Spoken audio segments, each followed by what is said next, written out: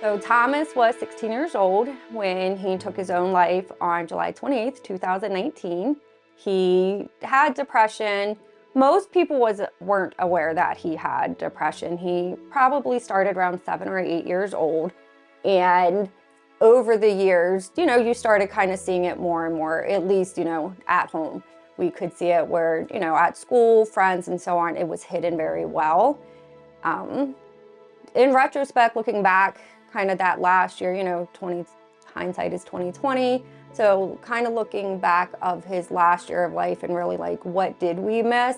There were the signs of like change in behavior, change in, his interest in sports and things like that, where typically they just look like isolated events.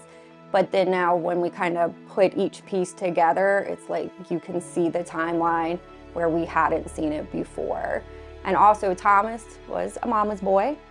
We were super close. So one of the things that I tell parents too is that can actually be a barrier.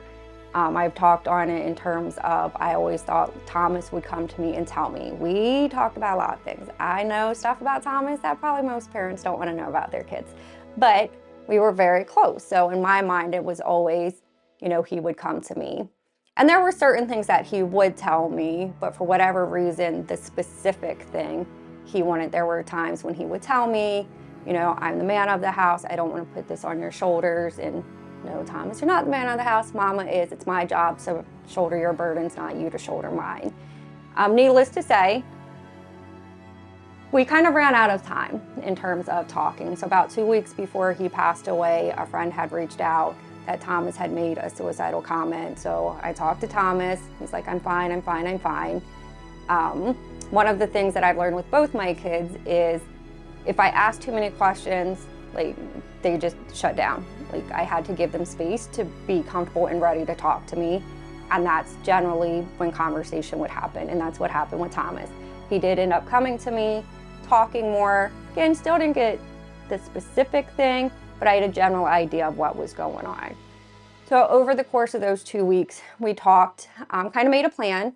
If I'm at work and I text you and you don't answer, I'm going to call you. If you don't answer the phone, I'm coming home. So things seemed like they were doing okay.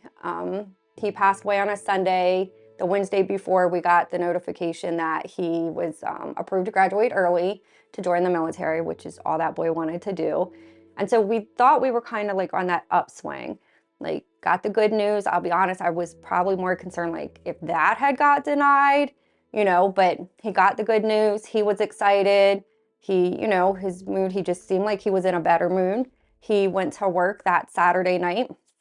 I later found out like he was joking around, being Thomas, playing pranks on coworkers and things like that. Like there was no indicator that particular night. And then that Sunday morning is when I found him. Once people found out, it was I never thought it would be him. So with us being close, my idea always was if I was home, he was safe. And that was not the case. I probably was more vulnerable and let my guard down because I'm like, okay, I'm home, he's not going to do anything. Like there's no way he would do anything. And unfortunately, it happened while I was at home with him and I was asleep. So I tell parents, like even when, they say, oh, my kid, they'll come to me, we're so close. Thomas and I were very close. And it still happened. And then so once people found out, it was I never thought it would be him. He was the popular kid. He was good looking, and yes, that's probably biased because I'm his mom, but he was a good looking kid.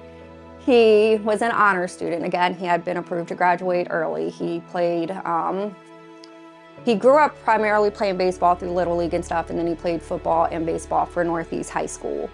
And he was just that kid that you wouldn't have thought that this is what was going on behind the scenes. People talk about his contagious smile. Like people would go to him if they were having problems. After he passed away, like I got numerous Facebook messages from kids I didn't even know about how Thomas had helped them through different things, whether they were being bullied or whatever was going on. They knew they could talk to him and that he would be there to help them.